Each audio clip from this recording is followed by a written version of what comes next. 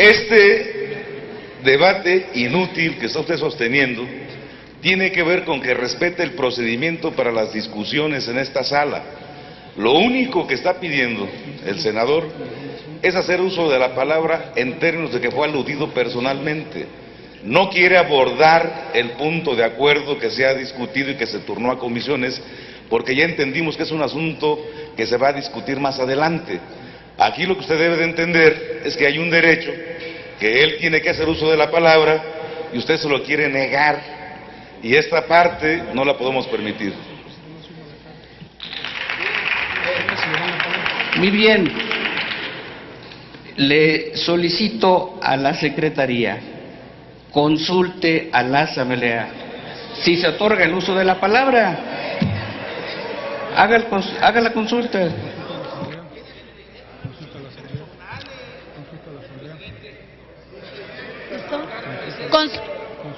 Consulto a la Asamblea en votación económica si autoriza el uso de la palabra por alusiones.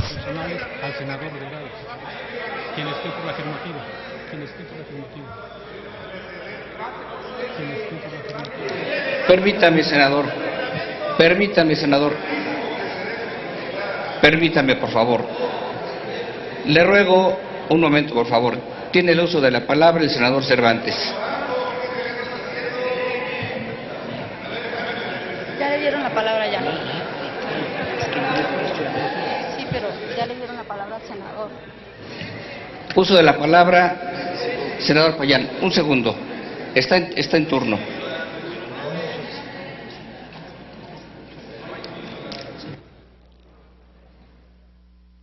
Sonido del senador Payán.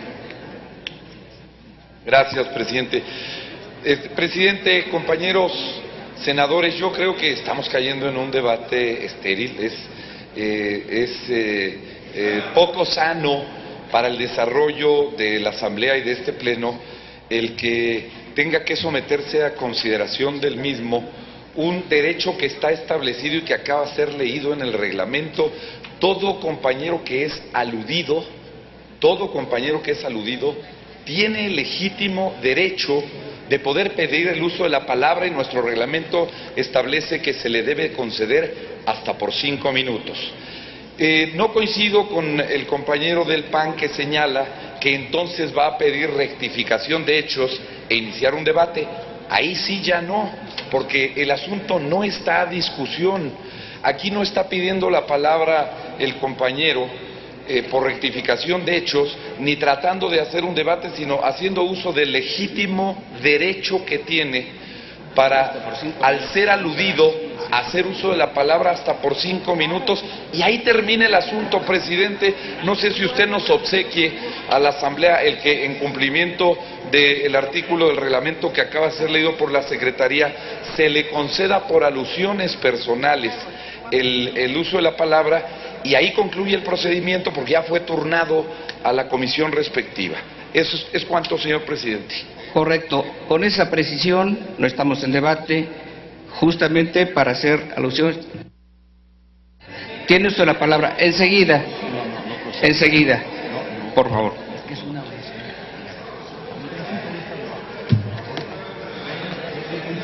No, va. Ahí está.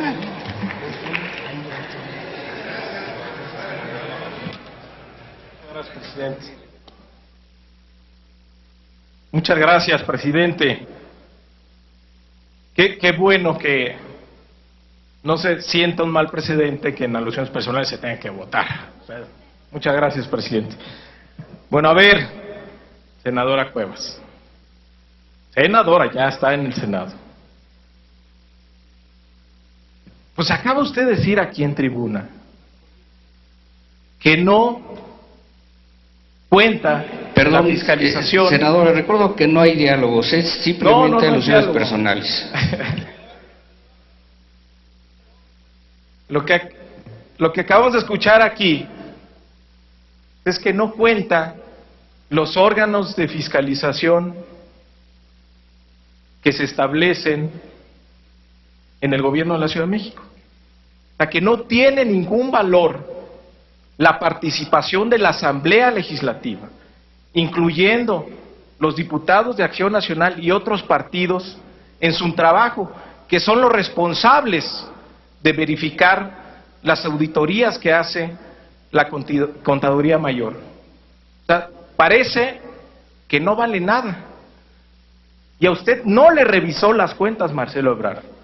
Se las revisaron los órganos de fiscalización de la Ciudad de México, de la Asamblea Legislativa, y son los que todavía la están señalando con irregularidades de más de 40 millones de pesos en el ejercicio de su administración. Entonces, bueno, si desconocemos todo, pues no sé qué es lo que está planteando. ¿Al diablo las instituciones o qué? Yo creo que hay que tener calma. Y lo que hay que tomar en cuenta es que la Ciudad de México no rehúye a la rendición de cuentas. Y tan no lo rehúye que es absolutamente falso lo que usted señala a partir de información publicada en los periódicos. Y la invito a que platique con los exdiputados de la Asamblea Legislativa para que comenten los resultados de las auditorías, las revisiones de la Contaduría Mayor de Hacienda, en específico sobre esos contratos, además de las revisiones hechas por la Contraloría General, de tal manera que no se rehúye a la rendición de cuentas. Y como lo ha dicho el propio gobierno de la Ciudad de México, está dispuesto que se investigue a estas empresas para verificar que no haya habido ninguna triangulación hacia la campaña del movimiento progresista. Yo entiendo que en esta época, donde algunos ya empiezan a extrañar al poder, pues quieran llamar la atención de los que llegan y sirvan como cortina de humo para ir al verdadero tema que tiene en jaque a nuestra democracia, y que lo dijo ayer muy bien el senador Javier Corral en el IFE, que se investigue el caso del financiamiento a la campaña del PRI. Entonces entiendo que la cabra tiende al monte, pero que no tratemos de llamar la atención y sirvamos de cortina de humo al tema que verdaderamente importa en esta elección. Muchas gracias. Senadora Cuevas, ¿para qué objeto? Pido la palabra por alusiones personales que claramente fueron expresadas. Con el mismo criterio, tiene el uso de la palabra la senadora.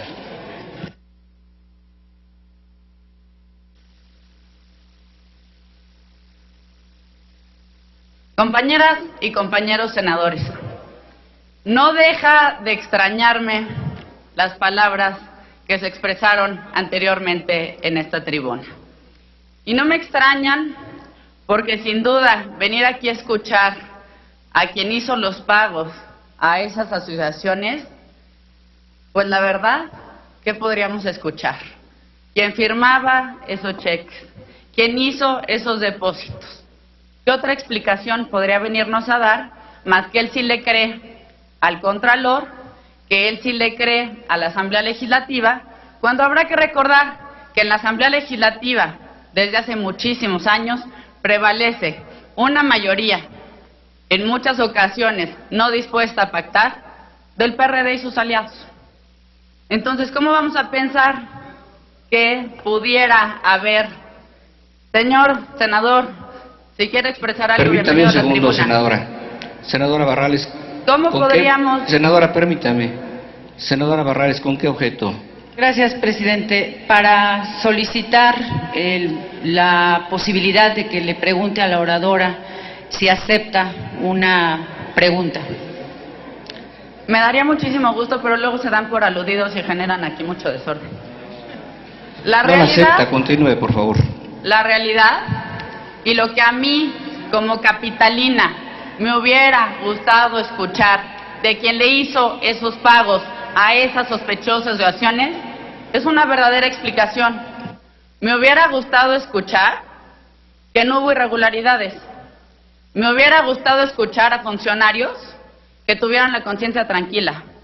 Me hubiera gustado escuchar a funcionarios que no tengan que venir con tanta preocupación a justificar órganos de fiscalización. Por mí, que mis cuentas las revise quien quiera.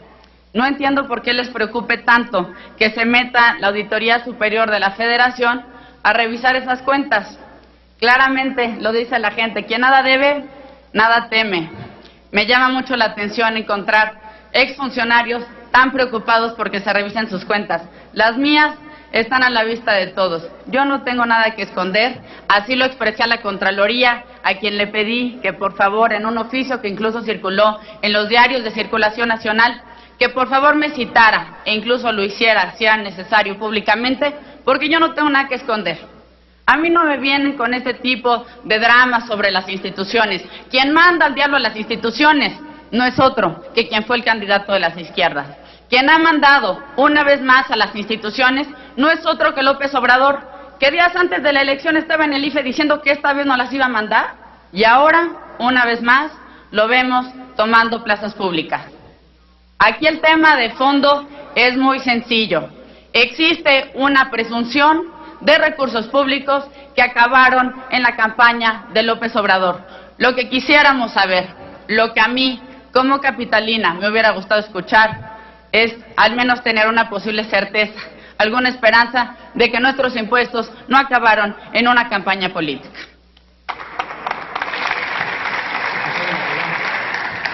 Se concede el uso de la palabra al senador Benjamín Robles Montoya, del Grupo Parlamentario del Partido de la Revolución Democrática, para presentar punto de acuerdo que solicita a la Suprema Corte de Justicia de la Nación resuelva de manera prioritaria la controversia constitucional sobre la Ley General de Víctimas que actualmente se encuentra en sustanciación en ese órgano jurisdiccional. Tiene hasta 5 minutos. Gracias, senador presidente. Con respeto, me sumo al reclamo que hemos visto en el Pleno de que se esté respetando siempre el derecho de las y los senadores. Y sobre todo el marco jurídico, y a eso también se refiere el punto de acuerdo que vengo a someter a la consideración de todos ustedes. Como es sabido por todos, desde finales del año pasado, diversas organizaciones de la sociedad civil, incluido el Movimiento por la Paz con Justicia y Dignidad, han venido impulsando una agenda de justicia, reparación y memoria, abanderando como exigencia principal que el Estado mexicano asuma su responsabilidad frente a lo sucedido en materia de seguridad en estos últimos años. Este arduo esfuerzo, motivado por el profundo dolor humano que la actual situación de inseguridad ha ocasionado, se vio concretado en una Ley General de Víctimas, una ley impulsada y creada por las mismas víctimas y que los legisladores de todos los partidos, a través de un ejercicio de sensibilidad política y congruencia, aprobaron por unanimidad, primero por esta soberanía el 25 de abril y después por la colegisladora el 30 de ese mismo mes. El 29 de junio, el Senado de la República, en voz del entonces presidente de la mesa directiva, el senador José González Morfín, y en estricto cumplimiento del apartado B del artículo 72, solicitó al secretario de Gobernación que ordenara la inmediata publicación de esta ley, enviada al Ejecutivo para sus efectos constitucionales desde el 10 de mayo. Sin embargo, el Ejecutivo decidió el 1 de julio pasado enviar observaciones sobre el texto aprobado. Para entonces, a juicio del Legislativo, el plazo para que el Ejecutivo enviara observaciones había concluido y la ley se encontraba promulgada en automático desde el día 19 de junio. Ante esto, el 11 de julio, la Comisión Permanente del Congreso de la Unión decidió por unanimidad apoyar la solicitud emitida por el presidente del Senado el 29 de junio y rechazar las observaciones enviadas por el Ejecutivo el 1 de julio por considerarlo extemporáneo. El 19 de julio, el consejero jurídico de la Presidencia presentó una demanda de controversia constitucional ante la Suprema Corte de Justicia de la Nación en contra del Senado y la Comisión Permanente del Congreso de la Unión. Hoy, la Ley General de Víctimas está congelada y así estará hasta que el Pleno de la Suprema Corte de Justicia se pronuncie al respecto. La actual actitud del Ejecutivo constituye, desde el punto de vista de un servidor, un atentado a la división de poderes. Representa un ataque frontal a la autonomía del Poder Legislativo, vulnerando el orden constitucional y violentando el principio de representatividad política. Ahora, el titular del Ejecutivo presenta una nueva iniciativa, desestimando que la Suprema Corte de Justicia de la Nación se encuentra atendiendo una controversia que él mismo promovió. Actúa como si el proceso legislativo no existiera y el Ejecutivo pudiera decretar a su antojo, utilizando además al Poder Judicial en su estrategia de dilación y manipulación. Esta soberanía, en un acto de elemental dignidad, estaría obligada a rechazar la nueva ley que ahora se pretende presentar para su estudio, defendiendo la Ley General de Víctimas que ya fue promulgada y esperando que la Suprema Corte se pronuncie al respecto. Debemos entender que al ceder a la propuesta del Ejecutivo, no solo nos estaríamos sometiendo nosotros mismos, sino que mucho más importante todavía, estaríamos abdicando a nuestro mandato constitucional y traicionando la ley. El Senado está obligado a defender institucionalmente la división de poderes, guardando estricta vigilancia del orden constitucional y defendiendo la voluntad popular aquí representada. La relevancia del punto de acuerdo que ahora pongo a su consideración, compañeras, compañeros senadores, radica en que por primera vez esta soberanía ejerza la facultad consagrada por la reciente reforma al artículo 94 constitucional, misma que nos permite solicitar a la Suprema Corte de Justicia de la Nación resuelva senador, con carácter prioritario. Permítame, senador. El senador Larios tiene usted la palabra. ¿Con qué objeto, senador? En el propósito de pedir, bajo su conducto, se autoriza al orador una pregunta. ¿La autoriza el orador? Concluida mi intervención, con mucho gusto, senador Larios. Misma que nos permite solicitar a la Suprema Corte de Justicia de la Nación resuelva temas con carácter prioritario atendiendo el interés social o al orden público. Por supuesto que este es un tema de interés público y social, toda vez que los estragos de la situación actual de seguridad siguen latentes en la vida de los mexicanos. No podemos permitir que las víctimas no cuenten con una normatividad vigente que los auxilie en el doloroso proceso que significa sufrir en carne propia esta situación. Por lo anteriormente expuesto, someto a consideración de esta honorable Asamblea el siguiente punto de acuerdo. Único, se solicita al presidente de la mesa directiva que en términos el párrafo 9 del artículo 94 de la Constitución Política de los Estados Unidos Mexicanos solicita a la Suprema Corte de Justicia de la Nación resuelva de manera prioritaria la controversia constitucional sobre la Ley General de Víctimas que actualmente se sustancia en este órgano jurisdiccional. Es cuanto, senador presidente. El uso de la palabra, senador Larios. Gracias, presidente. Señor orador, el Senado tiene dos alternativas. Hay un diferendo entre la propia Cámara de Diputados y el Senado sobre la fecha de remisión al Ejecutivo de la iniciativa, que es la fecha que permite contar el plazo que tiene para publicación. Ese diferendo lo tiene que resolver la Corte. En cualquier país democrático, la Corte resuelve los diferendos. Tenemos dos alternativas. La alternativa de esperar a que la Corte, de acuerdo con los turnos y con el respeto absoluto a su autonomía, resuelva esta controversia, a ver quién tiene la razón sobre la fecha, o la otra es reformar la ley de víctimas y volverla a mandar a publicar. Si el interés es proteger los derechos de la víctima, me parece que este sería el camino. Para usted, ¿es más importante el camino de esperar a que la Corte resuelva la controversia o modificar efectivamente la ley de víctimas? Senador Larios, cuando yo hago uso de la tribuna, le debe quedar muy claro que no lo hago en un acto de protagonismo, sino porque hemos hablado con muchos impulsores de esta ley. Ellos no entienden el planteamiento que usted está haciendo, y por eso he invocado a la congruencia de esta soberanía, y he detallado con fechas precisas cómo se ha dado. todo este proceso. Y por eso, en el marco constitucional que nos rige, planteo que debemos ejercer lo que plantea el párrafo 9º del artículo 94 constitucional para solicitar con respeto, pero exhortar a la Suprema Corte que sepa que este es un asunto prioritario, porque esa es la reforma que se buscó al modificar este artículo 94, que es un asunto prioritario para esta soberanía y por supuesto para las personas que se han visto victimadas por la falta de seguridad en este país. Es cuanto, senador presidente. Muchas gracias. Muchas gracias. Se turna la Comisión de Justicia y se concede el uso de la palabra a la senadora María Ana Gómez del Campo Urza, del Grupo Parlamentario del Partido Acción Nacional, para presentar punto de acuerdo que exhorta a la Asamblea Legislativa del Distrito Federal, quinta legislatura, a convocar a sesión extraordinaria con el objeto de que tomen protesta los suplentes de quienes solicitaron licencia al cargo de diputados locales. Con su venia, presidente. Por economía parlamentaria solicito se inserte íntegro el cuerpo del presente al diario de los debates.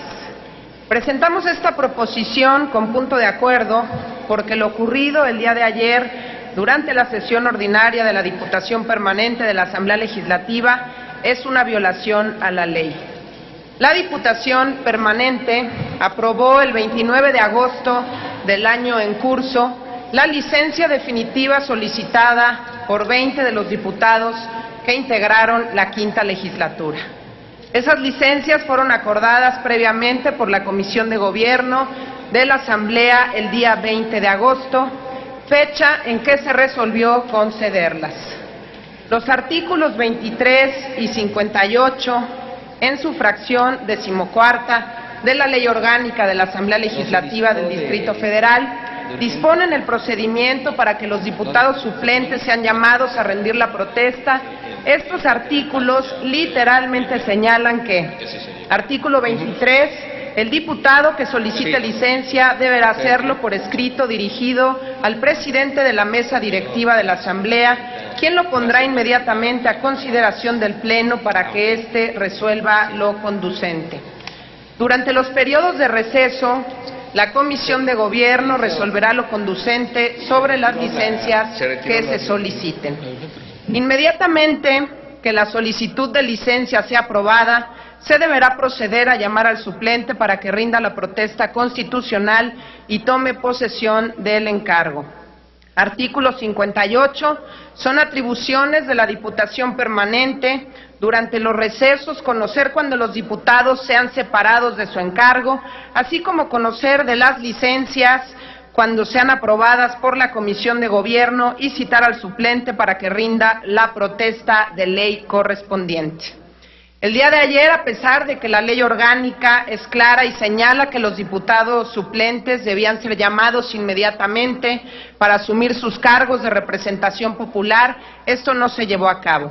Estamos frente a un caso grave de violación a la ley, un atropello a los derechos constitucionales de los diputados suplentes que fueron electos democráticamente, a quienes está privando de cumplir con su función.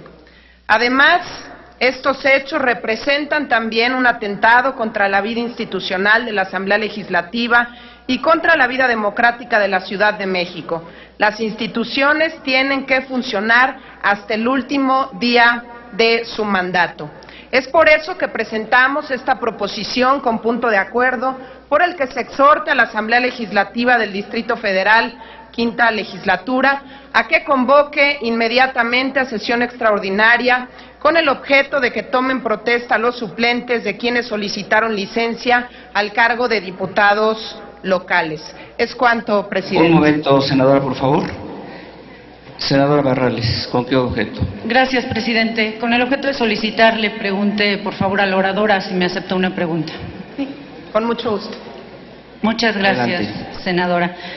Evidentemente, hay una deuda importante con el Distrito Federal de parte del Senado. La legislatura anterior no nos permitió llevar adelante una reforma que le da derechos plenos al Distrito Federal, a la Asamblea Legislativa en particular, pero de cualquier manera el marco jurídico de nuestra Asamblea Legislativa en la ciudad le reconoce como un órgano legislativo autónomo. Y me parece muy importante que prevalezca la congruencia para que no perdamos de vista el respeto que le debemos a ese órgano legislativo. En concreto, y respecto al evento que se hace alusión, quiero preguntar si la oradora conoce que en la Asamblea Legislativa en este momento hay un receso, está sesionándose en la permanente, donde hay quórum suficiente, donde hay suplentes. Si se conoce que estamos a escasos 8 días de concluir la actual legislatura, pero lo más importante, si se conoce que quien hoy encabeza la mesa directiva, que es la facultada para convocar a los suplentes, es el diputado Pizano de Acción Nacional. Muchas gracias. Permítame, senadora, ¿acepta la pregunta? Sí, claro que sí. Adelante. Por supuesto que sí se conoce, senadora, y simplemente estoy trayendo este exhorto al Senado de la República porque me parece muy pertinente que se pueda exhortar a la Asamblea Legislativa a que haga lo conducente, sobre todo si estamos hablando de derechos constitucionales. El día de ayer, desafortunadamente, no pudieron tomar protesta. Yo no lo había querido decir aquí en esta tribuna porque no había acuerdo del PRD en la Asamblea con los suplentes, porque no estaban de acuerdo de que algunos de ellos acudieran a tomar protesta. Por eso me atrevo a traer a este órgano legislativo la posibilidad de exhortar a la Asamblea Legislativa para que, independientemente de si quedan 1 día, 2 días, 3 días, puedan tener los diputados locales suplentes la posibilidad de esta toma de protesta, de ser diputados. No importa, senadora, si es por 5, por 6 días, pero lo que queremos es que se cumpla con la ley. Básicamente es eso, hacer que se cumpla con la ley. Gracias, presidente. Gracias. Turno de la Comisión del Distrito Federal. En uso de la palabra, hasta por 5 minutos, el senador Armando Ríos Peter, a nombre propio de los senadores Fidel Domecq Hidalgo y del Grupo Parlamentario del Partido de la Revolución Democrática, para presentar punto de acuerdo que exhorta al ciudadano Felipe Calderón Hinojosa a celebrar reuniones de trabajo en los estados donde se llevan a cabo los operativos coordinados en materia de seguridad, con el fin de evaluar avances y resultados en las entidades. Con su permiso, señor presidente, compañeras y compañeros senadores, el presente punto de acuerdo que presentamos el senador por Morelos, Fidel de Médicis, y un servidor, senador por el Estado de Guerrero, tiene la finalidad de exhortar a esta Asamblea a que podamos aprobar una acción conjunta inmediata en favor de nuestras entidades. Nuestras entidades no solamente están hermanadas por su historia, por su geografía, por la belleza escénica, sino que desafortunadamente ahora se encuentran hermanadas por la dura situación que se vive en materia de seguridad. En Morelos, en lo que va del año, alrededor de 170 personas que han perdido la vida, y en Guerrero, aproximadamente 667. Si solamente analizamos los datos del último mes de agosto, estamos hablando de casi 100 personas, 98 para ser exactos. Nuestros territorios, nuestros estados viven del turismo, tienen sus ingresos dependientes de que la gente tenga confianza, se acerque a pasar un fin de semana, a descansar en un lugar en el que esperan desestresarse, en el que esperan, pues obviamente tener condiciones distintas a las que viven día con día aquí en las zonas urbanas. Y por eso nos parece importante subrayar la importancia y la urgencia de este punto de acuerdo. En las últimas 4 semanas se ha incrementado de manera drástica la presencia de cuerpos mutilados, de hombres y mujeres que aparecen en las zonas más recónditas de nuestras ciudades y que demuestran no solamente lo que hemos venido reiterando, las insuficiencias de esta estrategia de seguridad pública, pero que estamos convencidos que si nos quedamos en una discusión simple y sencilla de ver quién es quien tiene la culpa, de ver si es el Ejecutivo Federal o son las autoridades estatales o municipales, independientemente del color que tengan, quién es quien tiene la responsabilidad, pues entonces, compañeros y compañeras senadoras, pues estaremos cayendo en lo que tanto nos criticaron en campaña las y los ciudadanos. A mí me tocó recientemente en Acapulco escuchar, y seguramente a muchas de ustedes, en Nuevo León, en Michoacán, en cada uno de los territorios que recorrieron, decirnos a los políticos que teníamos la obligación de volver a acercarnos a los ciudadanos. Y especialmente en el tema de seguridad pública, que teníamos la responsabilidad de atender a la problemática sin estar pensando en qué partido, qué orden de gobierno es el que se podía echar la culpa. Y es el debate que hemos visto en materia de auditoría sobre las policías. Pareciera ser que el debate que importe si son los presidentes municipales o los gobernadores o es el titular del Ejecutivo Federal. Yo les digo, recordándoles, compañeros y compañeras, eso no le importa a los ciudadanos. Lo que les importa es que no se caigan los ingresos por la inseguridad. Lo que le interesa a la gente hoy de Acapulco, de Cuernavaca, es que la gente siga yendo para que no se caiga el dinero de sus bolsillos, los ingresos con los que llevan alimentos a su casa. Por lo cual, compañeros y compañeras, yo los exhorto precisamente a que este tema lo empecemos a ver con una dimensión mayor. Lo empecemos a ver en la altura de miras que reclama la certidumbre y la certeza que nos exigen las personas que representamos. Aquí estamos representando el Pacto Federal, estamos representando las 32 entidades de la República y el sufrimiento o la felicidad de las familias que allí habitan. Por eso, yo les pido que este tema, que es especialmente urgente en territorios que viven del turismo y que no se pueden esperar a que conformemos una comisión, a que hagamos un análisis con una gran claridad sobre si la política pública está funcionando o no y ver a quién le repartimos culpas. Que podamos aprobarlo de manera urgente para que podamos pedirle a los titulares de los 3 órdenes de gobierno, en participación con los ciudadanos y ciudadanas, que se evalúe qué es lo que se tiene que hacer. ¿Qué resultados están llevándose a la práctica? ¿Qué es lo que está fallando? Y especialmente, ¿cuáles son las decisiones que se tienen que tomar en lo inmediato? Por eso, compañeros y compañeras, yo les pido que aprobemos este punto de acuerdo, que el Senado de la República exhorte al titular del Poder Ejecutivo Estatal, así como de las entidades de Morelos y Guerrero que representamos el senador Fidel y yo, para que junto con las autoridades municipales y especialmente, y lo subrayo, con la participación de ciudadanas y ciudadanos, se puedan llevar a cabo reuniones de trabajo que permitan la toma de decisiones, una evaluación compartida y sentar las bases para el tipo de acuerdo que reclama esta gran problemática que es el tema de seguridad pública en el país. Muchas gracias, compañeros y compañeras. Como ha sido solicitado, solicito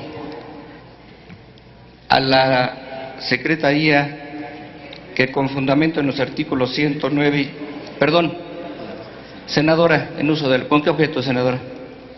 Solicitarle al senador Armando Ríos Peter el poderme adherir a su punto de acuerdo por estar representando al Senado del Estado de Morelos.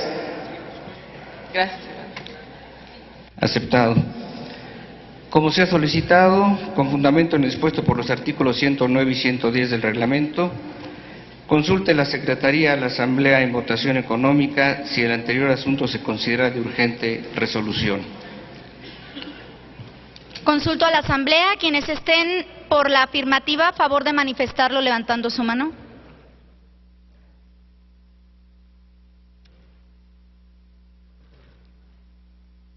Quienes estén por la negativa, favor de manifestarlo levantando su mano. Sí se considera de urgente resolución, señor presidente. Gracias. En consecuencia está a discusión la propuesta. En uso de la palabra, el senador René Juárez Cisneros, del Partido Revolucionario Institucional. Para hablar en pro.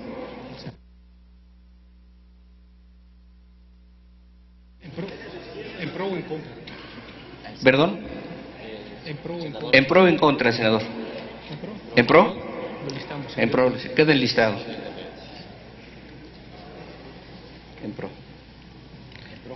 En pro, senador, gracias. Señor presidente, amigas y amigos senadores, el asunto que hoy nos ocupa es sin duda el tema que más lastima y lacera a las y los mexicanos. No hay mucho que argumentar a lo que aquí se ha dicho. Todo aquello que trastoque el tejido social, que lastime a la gente, que genere zozobra, intranquilidad, angustia en las y los mexicanos, es tema que nos ocupa y al cual tenemos que abocarnos todos sin exclusión alguna. Quisiera expresar que a lo largo y ancho de la nación hemos venido escuchando estas voces que reclaman resultados eficaces y oportunos a un asunto que ha venido a lastimar y a trastocar el tejido social. Tenemos que reconocer que ha habido esfuerzos institucionales, que hay hoy en día una coordinación estrecha entre las instituciones del gobierno federal encargadas de la materia, los estados y los municipios. Sin embargo, los resultados son insuficientes. De tal manera que en esta etapa en la que concluye una administración federal se hace aún mucho más importante el hacer un esfuerzo adicional de coordinación que convoque a los tres ámbitos de gobierno y a la sociedad para que podamos darle un último jalón a las acciones en materia de combate a la inseguridad y a la violencia. Como aquí se expresó por parte del senador Armando Ríos Peter, en entidades como las nuestras, Guerrero y Morelos, y por supuesto en la entidad hermana de Michoacán, estamos enfrentando en los últimos meses violencia que altera no solamente la actividad económica o las actividades económicas fundamentales de nuestros estados, sino inquieta a la gente, y esto que lastima a los ciudadanos es algo que nos tiene que preocupar a todos. Por ello, me parece que es indispensable que se apruebe este punto de acuerdo, que apoyamos la fracción parlamentaria del PRI, este punto de acuerdo, porque no queremos que se relaje en estos últimos meses por razones de la conclusión de una administración federal, una prioridad para las y los mexicanos. Creemos que es importante llevar a cabo las reuniones necesarias para evaluar, para darle seguimiento a las acciones coordinadas, en donde los ciudadanos se expresen, manifiesten sus inquietudes y podamos tomar decisiones conjuntas que nos sirvan a todas y todos los mexicanos en estos momentos que enfrentamos todos un problema que debe de ser preocupación colectiva. A nombre de la fracción parlamentaria del Partido Revolucionario Institucional, por supuesto que respaldamos este punto de acuerdo, que sea para bien de la gente, que sea para bien de México. Es cuanto, señor presidente. Gracias al senador Juárez. En uso de la palabra para hablar en pro, el senador Fidel de Médicis del Grupo Parlamentario del Partido de la Revolución Democrática.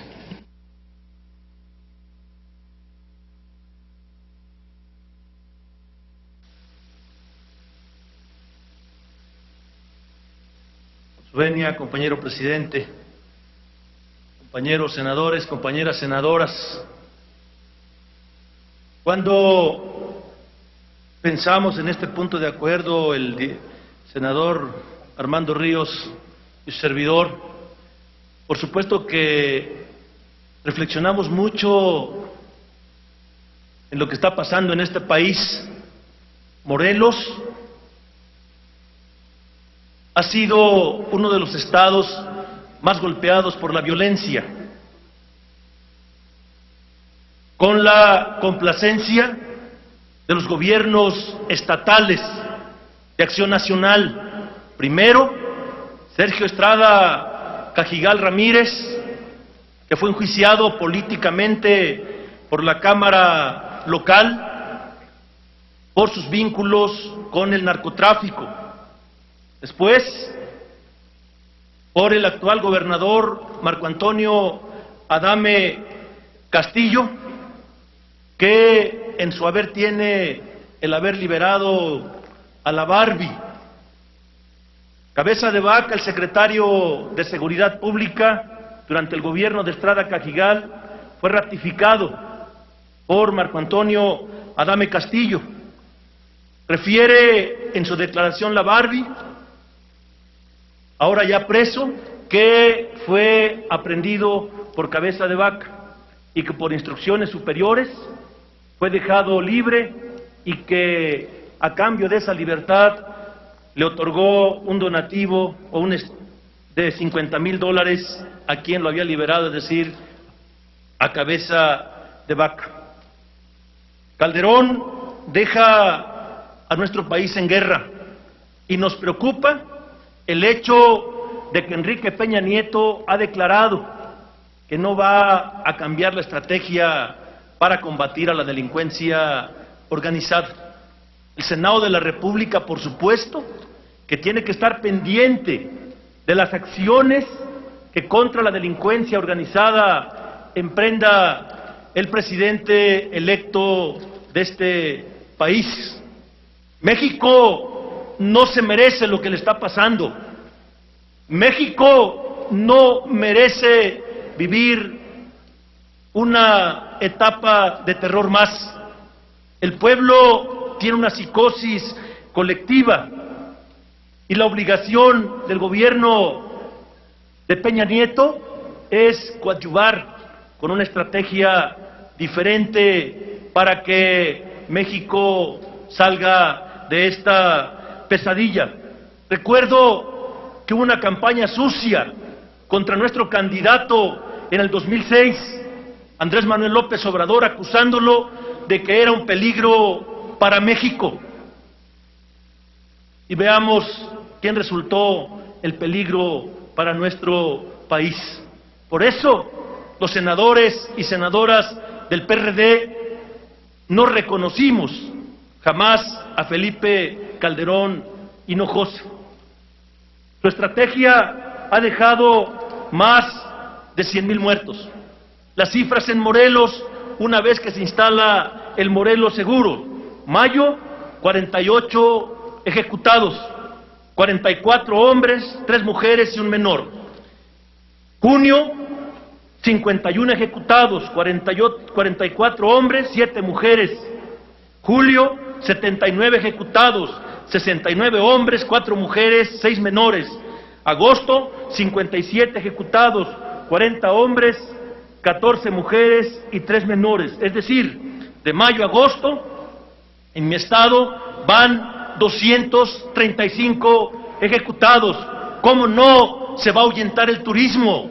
¿Cómo no se van a ahuyentar las inversiones de Morelos? ¿Cómo no se van a ahuyentar las inversiones del país si México vive una era de terror? Incluso países como Estados Unidos e Inglaterra han señalado que no vengan a Morelos y a Guerrero por la situación tan grave que se vive en materia de seguridad. Por eso, compañeros senadores, al margen de colores, al margen de ideologías, yo sí los convoco a que votemos por unanimidad este punto de acuerdo y que se pueda hacer una evaluación precisa y contundente de lo que está pasando con Morelos seguro, con Guerrero seguro y con México seguro. Por su atención, muchísimas gracias. Gracias, senador. En uso de la palabra, el senador Fernando Yunes Márquez, del Grupo Parlamentario del Partido Acción Nacional.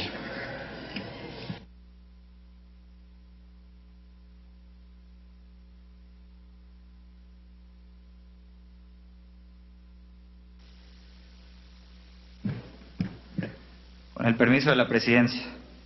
Buenas tardes, compañeras, compañeros senadores. La legislación vigente en materia de seguridad nacional, así como el Acuerdo Nacional por la Seguridad, la Justicia y la Legalidad, fueron elaborados para coordinar esfuerzos, recursos, tanto humanos como económicos, entre los tres órdenes de gobierno para disminuir a corto plazo la violencia y a largo plazo terminar con la delincuencia organizada y restablecer la paz social y la seguridad de los mexicanos. El Grupo Parlamentario del Partido de Acción Nacional está de acuerdo con que se lleven a cabo todas las reuniones de trabajo necesarias para evaluar los avances y resultados en materia de seguridad, pero de manera especial ponemos énfasis en los referentes a la certificación y acreditación policial. Para muestra, unos datos de la Asociación Civil Causa en Común, que dirige la doctora María Elena Morera y que se dedica a observar y dar seguimiento a la certificación y acreditación de policías estatales y municipales. Datos que son por demás preocupantes. Del universo de policías estatales se tiene un avance del 51% de evaluaciones y 49% de estos aún no han sido evaluados. De los elementos evaluados, el 67.7% han sido aprobados, el 13.7% reprobaron y el 18,5% están pendientes de resultados. Esto significa que de todos los policías estatales solo tenemos certeza que el 34% de estos están fuera de alguna banda de crimen organizado o limpios. Del universo municipal, el avance es aún menor. Se tiene un avance de apenas el 47.4% en evaluaciones realizadas. 52,5% no han sido evaluados aún. De los elementos evaluados, el 53% ha aprobado y 24.3% ha reprobado. 22.5% están aún pendientes de resultados. Esto significa que de todos los policías municipales, que son la gran mayoría, tenemos solamente la certeza de la limpieza de estos del 25%. Por eso aún más preocupante un dato. De los 37.604 elementos que no aprobaron el examen de control de confianza, solo se ha dado de baja al 8.8%. Es decir, 34.278 elementos que no aprobaron el examen de control de confianza siguen trabajando en diversas corporaciones estatales y municipales. Este es el gran pendiente de todas las administraciones municipales y estatales, la depuración total de las policías. A nivel federal, y de acuerdo a los datos del Consejo Nacional de Seguridad Pública, al 30 de junio de este año, el 100% de los policías federales han sido evaluados y solo falta el 8% de resultados por entregar. El gobierno federal ha destinado en los últimos 3 años más de 2.100 millones de pesos para la creación de los centros de control de confianza en todas las entidades federativas. La falta de recurso no puede ser excusa alguna para evitar la responsabilidad que tienen gobiernos estatales y municipales en este caso. De los 17 estados en donde se llevan a cabo operativos coordinados, gobiernan tanto PAN, PRI y PRD. El primer operativo de esta naturaleza se llevó a cabo en Michoacán a petición del exgobernador Lázaro Cárdenas Batlle. No podemos dejar de lado la corresponsabilidad de los 3 órdenes de gobierno en este tema. Esta es la clave para terminar con este mal, que todos, sin importar colores y partidos, tomen parte de su responsabilidad para combatir la inseguridad. El presidente Calderón ha atendido a la ciudadanía en general como nunca antes lo había hecho un presidente.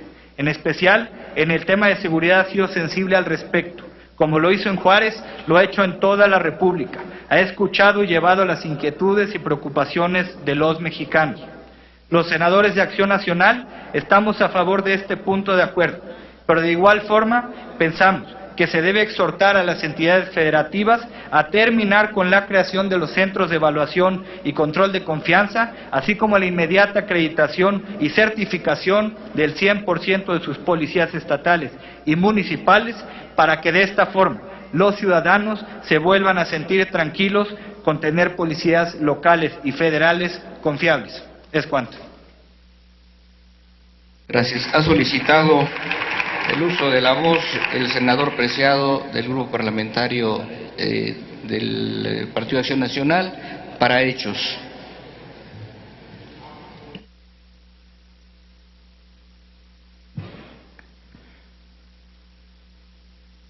Compañeros, compañeras senadoras,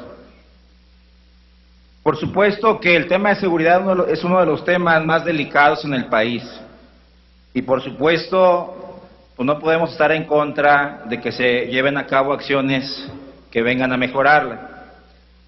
Pero sí hay que ser muy precisos en el tema cuando se viene aquí a tribuna, y lo he visto desde el martes, a acusar a la estrategia del gobierno federal como la responsable de las muertes que ha habido en este país. Hay que entender el fenómeno del narcotráfico y hay que entenderlo como lo ha estado sucediendo en otros países. El fenómeno del narcotráfico pasó de ser el trasiego, de pelear las rutas para llegar y llevar las drogas a Estados Unidos, a convertirse en un negocio de narcomenudeo. Cuando se lleva una tonelada de cocaína a Estados Unidos, se requiere poca gente, quien maneje, quien dé vista adelante de que no vaya a haber retenes. Hay sobornos a algunos policías municipales, algunos federales, pero finalmente depositan esa droga en Estados Unidos. Pero no es lo mismo entregar una tonelada de cocaína en Estados Unidos a distribuir 1 millón de dosis en el país. Y para eso requieren un ejército de gente en cada esquina, en cada cuadra, para que lleven a cabo esa situación. Y eso es lo que ha pasado en México. A los cárteles les interesó el mercado local, casi 30,000 millones de dólares que se ganan por año, y obviamente empezaron con el control del territorio.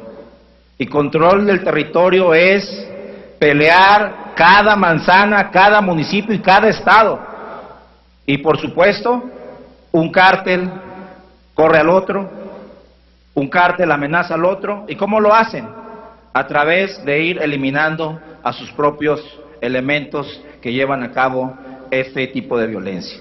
Hay que explicar la violencia de sus orígenes y no culpar a la estrategia del gobierno federal, que obviamente tenía que entrar a hacer algo, porque en muchos estados ya éramos rehenes de los narcotraficantes, ya había cobro de piso, ya había secuestros, ya había narcomenudeo en cada una de las esquinas, se tenía que hacer algo. Y por supuesto, creo que la estrategia del presidente Calderón tenía que definirse entre 3 cosas. Dejar hacer, dejar pasar... Espera un momento, por favor. Senador Ríos. ¿Para qué? ¿Con qué objeto? Sonido, por favor. Solicito a la presidencia detenga el reloj, por favor. Deténgase el reloj. Sonido al escaño del senador Ríos Peter. Solamente, presidente, pedirle la palabra por hechos terminando la participación del senador. Muchísimas gracias. Se nota, gracias. ¿Qué hacer frente a este fenómeno? Dejar hacer, dejar pasar y hacer como que nada sucede, como lo hizo Mario Villanueva en Quintana Roo, por cierto, hoy preso en Estados Unidos. Pactar con el narcotráfico, como lo hizo Yarrington en Tamaulipas. Esperar a las reformas pendientes del Congreso para que podamos entrar a un combate frontal contra el narcotráfico, o hacer lo que se está haciendo, pedirle a la Marina, pedirle al Ejército que salga a defender la libertad y los derechos de los ciudadanos. Aquí se viene a criticar mucho y se viene a señalar las estrategias del gobierno federal, pero nadie hace una propuesta alterna. Yo no he escuchado a alguien que señale que debe de retirarse el ejército de las calles al día de hoy. No he escuchado a alguien que venga y diga que ya no debemos de combatir a los narcotraficantes. Creo que en este periodo del gobierno del presidente Calderón hay logros que también hay que reconocerles. Y voy a darles 5 cifras rápidas. 114 toneladas de cocaína decomisadas, 11,000 toneladas de marihuana, 75 toneladas de metanfetaminas.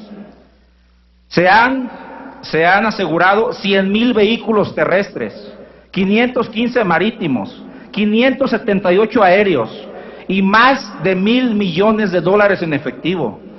La pérdida en esta estrategia para los narcotraficantes ha sido de 14,500 millones de pesos.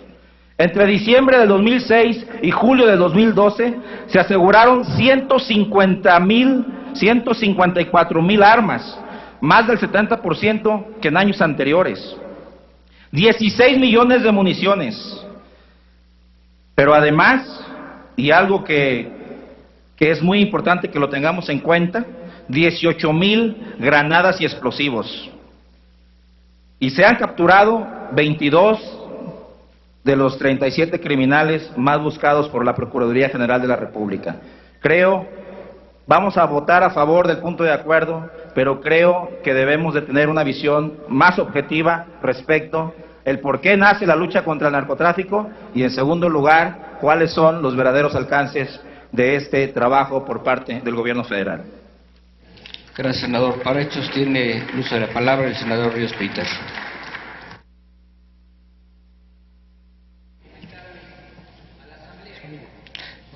Sonido, por favor. Escuché con detenimiento el planteamiento del compañero Jorge Luis Preciado. Sin duda alguna, Colima también tiene problemas, como los presenta Morelos, como los presenta Guerrero, como los presentan muchas entidades de nuestro país. Y me parece que este tema, que espero que sea un tema que nos acerque en lugar de que nos distancie, es un tema en el que tendremos que ser sumamente firmes en la crítica. ¿Qué es lo que está ocurriendo mal? Y sin duda alguna ahí cada partido político, cada grupo parlamentario tendrá una visión de lo que considere bajo su óptica que está bien o que está mal. Sin embargo, el propósito de este punto de acuerdo es pedir precisamente que con urgencia quienes estamos encargados de representar a esos ciudadanos y ciudadanas que sufren el problema de inseguridad podamos tener reflejos rápidos. Que no nos quedemos horas, días, meses e incluso un sexenio discutiendo si la política es buena o si es mala. De tal manera que yo lo invito, compañero senador, y los invito a todos que nos acompañen en este punto de acuerdo, pero sobre todo que empecemos a construir una plataforma que nos saque de las trampas mentales en las que hemos estado en este tema, que es el que más le preocupa a la gente que representamos. Es cuanto, señor presidente. Gracias, senador Respitos. Quiero informar a la Asamblea, con objeto de precisar, el texto entregado por el senador Ríos Peter tiene algunas precisiones con respecto a la versión que se publica en la Gaceta. En consecuencia, le solicito a la Secretaría de Lectura la versión entregada en esta mesa directiva por el señor senador Ríos Peter. El acuerdo queda de la siguiente manera. Único. El Senado de la República exhorta al titular del Poder Ejecutivo Federal, así como a los estados de Morelos y Guerrero, para que junto con autoridades municipales y especialmente con presencia de ciudadanas y ciudadanos, a que se desarrollen reuniones de trabajo que permitan evaluar resultados y desarrollo de acciones inmediatas e integrales que atiendan la problemática de seguridad que en últimas fechas se han presentado en dichas entidades. Servido, señor presidente. Muchas gracias. Consecuentemente, consulte la Secretaría de la Asamblea en votación económica si es de aprobarse la propuesta presentada. Senadores, senadoras, quienes estén por que se apruebe, favor de levantar su mano.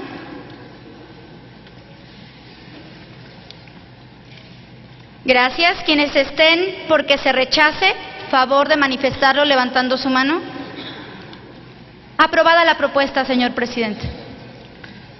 Aprobada la propuesta, comuníquese. Se concede el uso de la palabra a la senadora Laura Angélica Rojas Hernández del Grupo Parlamentario del Partido Acción Nacional para presentar punto de acuerdo por el que el Senado de la República reconoce el buen desempeño del Gobierno de la República por la mejor calificación obtenida de México en el Índice de Competitividad Global. Tiene el uso de la palabra hasta por 5 minutos. Con el permiso de la presidencia, compañeros senadores. México es mejor ahora.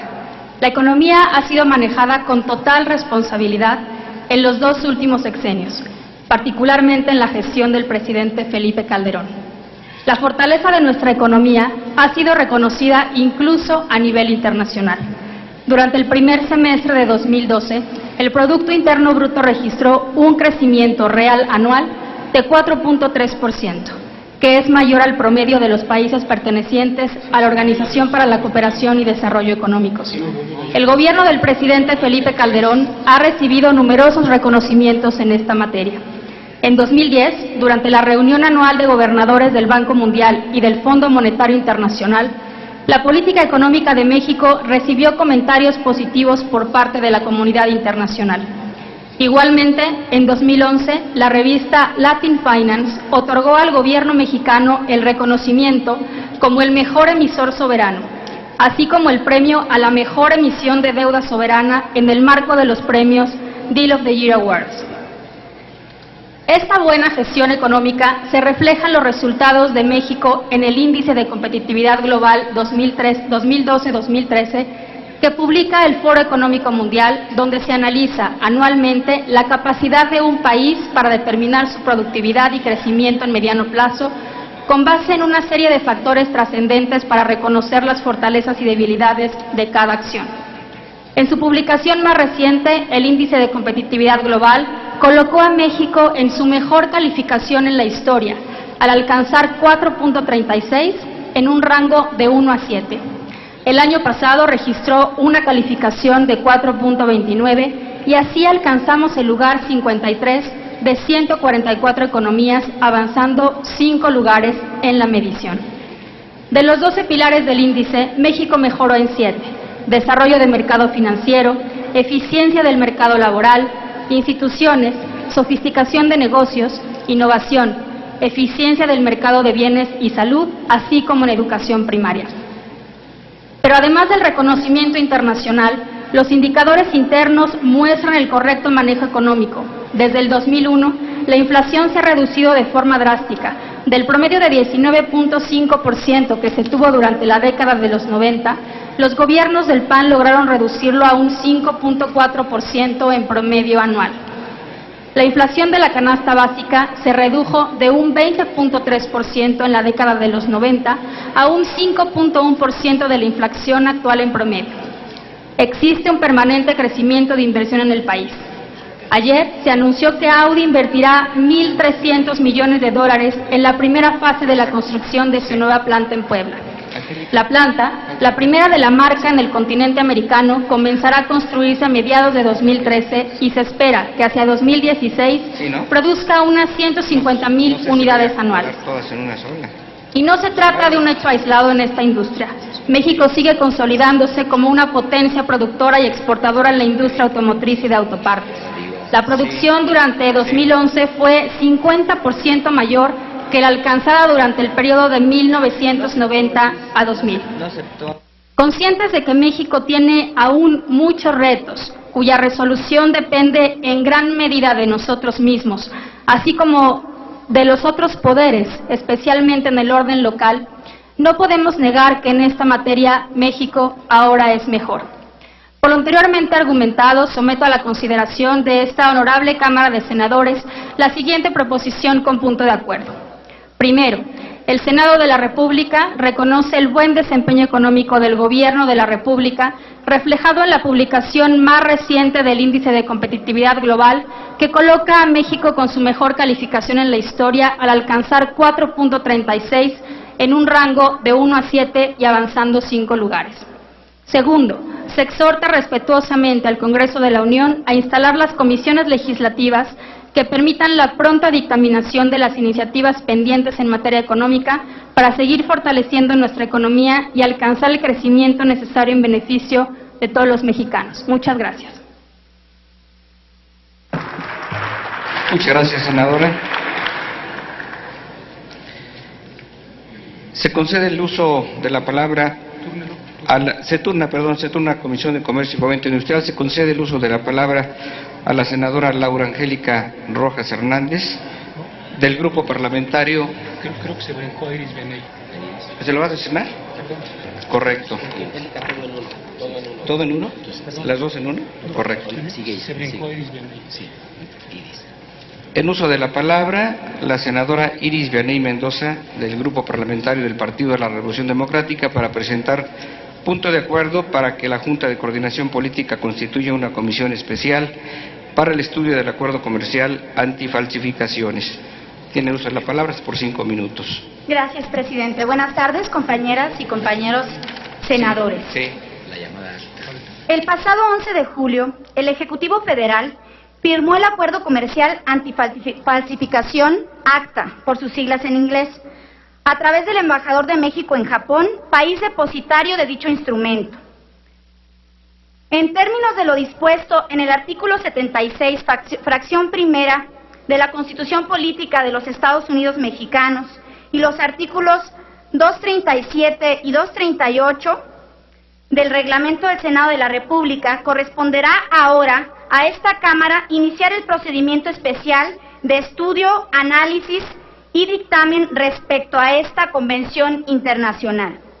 Como sabemos, el Acuerdo Comercial Antifalsificación es una propuesta para un pacto comercial plurilateral, según los promotores, en respuesta al incremento de los bienes falsificados y obras protegidas por copyright pirateadas en el mercado global. Sin embargo, más allá de sus aparentes propósitos, son evidentes graves vicios de validez en el contenido y en el proceso de negociación de denominado acuerdo comercial. En principio, respecto a nuestro país, la firma del instrumento internacional está afectada de un vicio de origen, dado que desde las instancias del Ejecutivo Federal se condujeron las negociaciones con sigilo y opacidad. La Cámara de Senadores no fue notificada formalmente respecto al inicio de estas negociaciones, tampoco informada puntualmente respecto al avance y al estado de las negociaciones, menos aún en relación a los alcances y compromisos que implica dicha negociación y las normas legales y administrativas que tendrán que modificarse de acuerdo con dicho tratado. Indudablemente que la ratificación de ACTA significa para México la obligación de modificar y ajustar conforme a sus términos la legislación nacional. Como consecuencia, este acuerdo comercial antifalsificaciones implicaría para el Estado mexicano establecer en nuestra legislación severas medidas restrictivas a la libertad y el uso del Internet. En este sentido, ACTA significa en México profundizar esta brecha digital. Perseguir la actividad que los usuarios lleven a cabo a través del Internet sin orden previa de autoridad judicial producirá una violación flagrante al artículo 6º de nuestra Constitución, que consagra el derecho a la información y obviamente la obligación del Estado mexicano a garantizarla. Facultar a los proveedores a determinar cuándo se ha vulnerado un derecho de propiedad intelectual y en base a ello decidir realizar monitoreo en las actividades de los usuarios de Internet implica también una violación flagrante a las garantías de audiencia y legalidad. También el denominado software libre estaría en serio riesgo si este tratado se firma, entre otras cosas porque daría lugar al cierre de diversos tipos de páginas web encargadas de la distribución de este tipo de programas. Del mismo modo, es patente el peligro de que los acuerdos de ACTA se utilicen como pretexto a la censura de contenidos en Internet, por ejemplo, al cierre directo de blogs apoyándose en el no respeto a alguna imagen y al texto. En este contexto, los graves riesgos que conlleva esta Convención Internacional para Derechos Fundamentales de los Mexicanos exige de una mayor publicidad y transparencia. En el caso específico, no basta, desde nuestra perspectiva, no basta con turnar el estudio a comisiones de dictamen. El procedimiento de dictamen debe efectuarse de una manera pública y de cara a la sociedad. La trascendencia de las cuestiones en juego exige la conformación de una comisión especial, que como instancia plural, de manera específica y en forma paralela a los trabajos de las respectivas comisiones de dictamen organice, dirija trabajos y estudios de análisis de acuerdo comercial ante falsificaciones.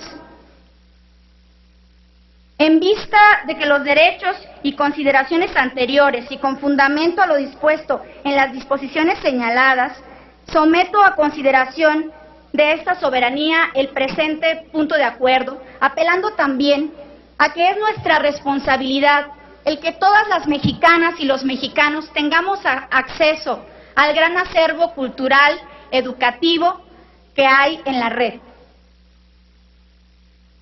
Primero, la Junta de Coordinación Política somete a la aprobación del Pleno de esta Cámara de Senadores la constitución de una comisión especial que organice y dirija trabajos de estudio y análisis en el procedimiento especial de dictamen que se inicia con motivo de la firma por parte del titular del Ejecutivo Federal del Acuerdo Comercial Antifalsificaciones.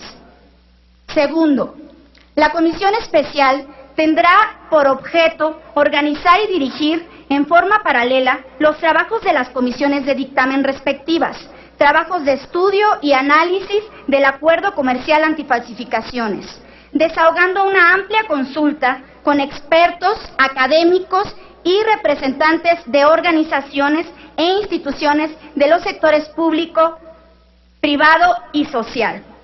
De esta manera, lograríamos incorporar a la ciudadanía en la toma de decisiones importantes consultándoles. Es cuanto, presidente.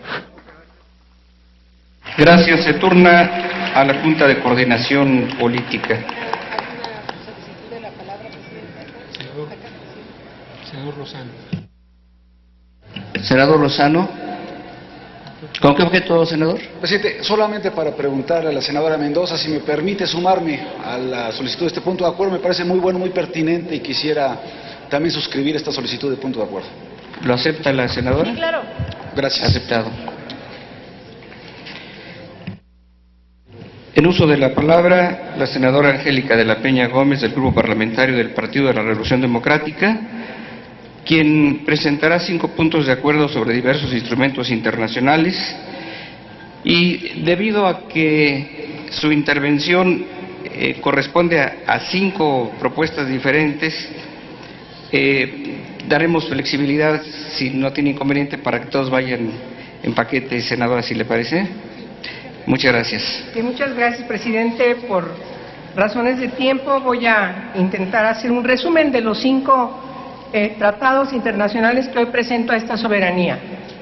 El primero de ellos es un tratado que tiene mucho tiempo, ya en el ámbito del derecho internacional de los derechos humanos, que integra diferentes convenios desde la Organización Internacional del Trabajo y establece en este solo convenio, que es el 138, que los países tienen que ir poco a poco tomando medidas de manera progresiva y de manera gradual para definir una edad mínima de admisión al trabajo.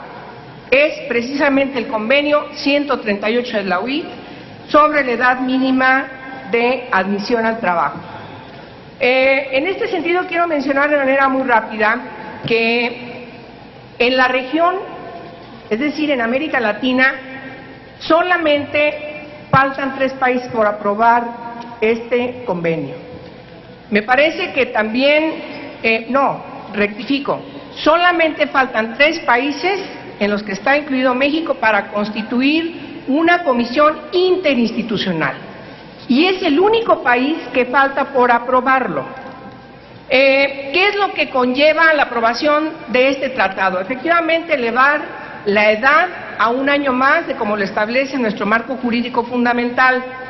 Creo que es necesario visibilizar en este aspecto que quienes se beneficiarían, quienes estamos obligados a proteger, a quienes estamos obligados desde este recinto, desde este Senado, con la aprobación de este tratado internacional, cuando el Ejecutivo nos lo mande, y de eso trata el exhorto, estamos intentando visibilizar de manera muy puntual las diversas formas de trabajo infantil pero sobre todo visibilizar las peores formas de trabajo infantil que conllevan distintas formas de trata. Los niños y las niñas tienen que ser protegidos en todos sus derechos, como ya lo establece la Constitución, y porque además formamos parte de la Convención Internacional de Derechos de la Niñez, que protege a todas las personas menores de 18 años de edad. De tal forma que exhortar al Ejecutivo para que mande a esta soberanía para su respectiva aprobación de este tratado internacional no es sino más que congruencia y consecuencia de un compromiso en el derecho internacional de derechos humanos que México ha adquirido. Los otros 3 convenios, que también son de la Organización Internacional del Trabajo, es el número 156, sobre la igualdad de oportunidades y de tratos entre trabajadoras y trabajadores con responsabilidades familiares, el 183, que refiere a la protección de la maternidad, y el 189, que refiere a el trabajo decente para las trabajadoras y los trabajadores domésticos o como las organizaciones no gubernamentales que trabajan en esta materia en México nos han referido, trabajadores del hogar. Estos 3 convenios de la Organización Internacional del Trabajo tendrían que ser tomados en consideración de manera transversal en las reformas que se van a discutir en el marco de la Ley Federal del Trabajo. Es ni más ni menos que aplicar la perspectiva de género, la transversalidad de la perspectiva de género para la protección de las mujeres y de los hombres que tienen que ver con esas materias y que además está debidamente sustentado por el Consejo Económico y Social de Naciones Unidas desde 1997 para garantizar esta transversalidad en las políticas públicas de los países que estamos integrados, en este caso, a la Organización Internacional del Trabajo. Yo, por obviedad de tiempo, me parece que es importante insistir que en términos del artículo 76 constitucional, este Senado pueda solicitarle de manera respetuosa al titular del Ejecutivo Federal que envíe estos 4 tratados internacionales de la Organización Internacional del Trabajo para que, como repito, sean considerados en las reformas de la ley en la materia. Paso enseguida al 5º punto que está agendado en el orden del día. Señoras y señores, ¿por qué es importante que igualmente tomemos consideración de la relevancia que tiene la aprobación del protocolo facultativo del Pacto Internacional sobre Derechos Económicos y Sociales? Derechos económicos, sociales y culturales. Como sabemos, desde 1981, México se ha adherido al Pacto Internacional sobre Derechos Económicos, Sociales y Culturales. Este protocolo facultativo está inscrito precisamente en el 60º aniversario de la Declaración Universal de los Derechos Humanos. Es decir, fue aprobado en Naciones Unidas precisamente a 60 años de esta declaración emblemática para la familia humana, el 10 de diciembre de 2008. Hoy, por diversas situaciones, el protocolo facultativo está en curso de ser considerado por los Estados partes de este pacto que he hecho referencia. Necesitamos, en este aspecto, tomar consideración de 2 cuestiones que yo informo. La primera es que México no está ausente del diseño de este protocolo facultativo.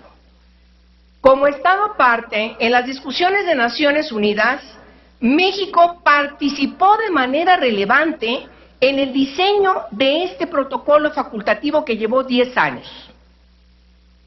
Como todos sabemos, México participa de manera relevante en estas discusiones en Naciones Unidas y sobre todo cuando trata de materia de derechos humanos. La segunda cuestión que yo quiero poner en consideración de ustedes es que ya firmamos el protocolo, que ya firmamos el pacto, de tal forma que este protocolo facultativo solamente se encargaría de que apoyemos la conformación de un comité específico que se encargue de recibir comunicaciones de personas o de grupos para que puedan ser tomados en consideración en su exigibilidad de los derechos que están inscritos en el pacto, que por cierto también toma en consideración los derechos medioambientales. Es decir, estamos ante un hecho realmente de gran trascendencia, el que podamos considerar la discusión de este protocolo facultativo en su momento, de tal forma que estamos solicitando se pueda aprobar la excitativa para que el titular del Poder Ejecutivo le envíe este Senado para que pueda ser discutido en tiempo y forma. Es cuanto, señor presidente, y muchas gracias por su atención. Muchas gracias, senadora de la Peña. Se turnan las 4 proposiciones relativas a la Organización Internacional de Trabajo, a la Comisión de Trabajo y Previsión Social, y el relativo al Pacto Internacional de Derechos Económicos, Sociales y Culturales se turna a la Comisión de Relaciones Exteriores. En otro apartado de nuestro orden del día, en uso de la palabra el senador Fernando Enrique Mayans Canaval, del Grupo Parlamentario del Partido de la Revolución Democrática, para referirse al 143 aniversario del natalicio de don José María Pino Suárez. Tiene el uso de la palabra hasta por 5 minutos. Con su permiso, señor presidente, compañeras y compañeros senadores, en los inicios de los trabajos legislativos de esta 62ª legislatura del Congreso de la Unión y de este mes de la Patria, es oportuno traer a la memoria de este Senado de la República las acciones y obras de uno de los personajes más simbólicos de la historia nacional, quien ha sido llamado el caballero de la lealtad y mártir de la democracia, José María Pino Suárez. Este hombre ilustre tabasqueño de principios y valores comprometidos con su época, nació un 8 de septiembre de 1869. Conmemorar el aniversario de su natalicio no es un deber, sino un honor con sentido patriótico. Abogado, periodista, poeta y político, Pino Suárez es el ejemplo nítido de rectitud y lealtad a los principios y valores, de amor a las letras, de compromiso a la profesión y de lucha por México. Como parte de su labor personal, destaca el haber fundado en 1904 el periódico El Peninsular, medio de comunicación que le sirviera para impulsar el mejoramiento de la situación de los trabajadores del campo. Como bien lo señala la historia, fue leal a Francisco I. Madero, el apóstol de la democracia, por lo que, afiliado al partido antirreeleccionista, participó en su campaña política organizando los grupos de oposición de Tabasco y Yucatán, además de participar en las negociaciones de los tratados de Ciudad Juárez. Tratado de Ciudad Juárez fueron un acuerdo de paz firmado el 21 de mayo de 1911 entre los entonces presidente de México, don Porfirio Díaz, y el revolucionario Francisco I. Madero, tras la toma de Ciudad Juárez. Este acuerdo puso fin a los combates entre las fuerzas que apoyaban a Madero y las que apoyaban a Díaz, y concluyó la fase inicial de la Revolución Mexicana. Al triunfo de la Revolución en 1910, se le nombró desde Nueva Orleans, Estados Unidos, gobernador provisional de Yucatán, cargo que ocupó el 5 de junio al 8 de agosto de 1911. Candidato después a gobernador constitucional, ejerció el poder del 7 de octubre al 13 de noviembre del mismo año. Posteriormente, ya en las elecciones convocadas por el presidente interino Francisco León de la Barra, Pino Suárez resultó electo junto con Madero como vicepresidente y presidente respectivamente. Además de la vicepresidencia, Pino Suárez ocupó el Ministerio de Instrucción Pública y Bellas Artes, espacio público en el que comenzaría a organizar, por órdenes de Madero, la educación para indígenas, los comedores y casas para estudiantes, la escuela dominical para obreros y la reforma de los planes de estudio de la Escuela Nacional Preparatoria y la convocatoria a un congreso de enseñanza primaria. Apenas instalado el nuevo gobierno, los enemigos de este comenzaron a atacarlo, dirigiendo su afrenta principalmente a Madero y a Pino Suárez, por lo que tuvieron que renunciar a sus respectivos cargos el 19 de febrero de 1913, durante la revuelta que dio origen a la Decena Trágica, que terminó con la traición de Victoriano Huerta contra Madero y Pino Suárez. Eternamente leal a Madero, Pino Suárez murió también junto a él, y por la misma causa. El día 22 de febrero de 1913 fueron asesinados a mansalva, cerca de la penitenciaría del Distrito Federal, conocida como Lecumberri. Por el valor y espíritu de transformación de Pino Suárez, en el año de 1969, este Senado de la República entregó post-mortem a su viuda, la señora María Cámaras Vales, la medalla Belisario Domínguez, como un reconocimiento a su apuesta y sacrificio por la democracia y la libertad del país. Compañeras senadoras, compañeros senadores, que este breve semblanza que ilustra la vida de un mexicano comprometido con la defensa de los intereses genuinos de la nación y de gran convicción democrática, nos convoque y nos motive ante las circunstancias de enorme complejidad por las que atraviesa la patria en lo económico y lo social, a sumar esfuerzos para dirigir la función legislativa de este Senado, a construir una legislatura auténtica, lealtad en su actuar con la sociedad. Con el ejemplo de hombres como José María Pino Suárez, hagamos una sola agenda legislativa posible para alcanzar el verdadero fin social de la democracia, que es el de mejorar y transformar las condiciones de vida económica y social de millones de compatriotas que así lo reclaman, así como impedir cualquier acción que entrañe un peligro de regresión para su desarrollo y consolidación. Dijera alguna vez Pino Suárez en su encarcelamiento en la Intendencia del Palacio Nacional: solo he deseado hacer el bien, respetar la vida y el sentir de los ciudadanos, cumplir con las leyes y exaltar la democracia. En el Senado, hagamos lo propio por el bien de la prosperidad de la República. Es cuanto, señor presidente. Gracias, senador Mayans. Me permito informar a la Asamblea, para su conocimiento, que se recibieron los informes de labores de las siguientes dependencias: Secretaría de Economía, de Energía, de Hacienda y Crédito Público, de Educación Pública, de Gobernación, de Comunicaciones y Transportes, de Turismo, de Trabajo y Previsión Social, de Desarrollo Social, de Salud, de Relaciones Exteriores, de Reforma Agraria, de Marina, de la Función Pública y de Defensa Nacional, así como de la Consejería Jurídica y de la Procuraduría General de la República. La Presidencia ordenó que se iniciara distribución inmediata a todas las ciudadanas y ciudadanos senadores. Continúe la Secretaría. Se han agotado ya los asuntos en cartera, señor presidente. Muchas gracias. Agotados los trámites del orden del día, se cita a la siguiente sesión el próximo martes 11 de septiembre a las 11 horas. Se levanta la sesión.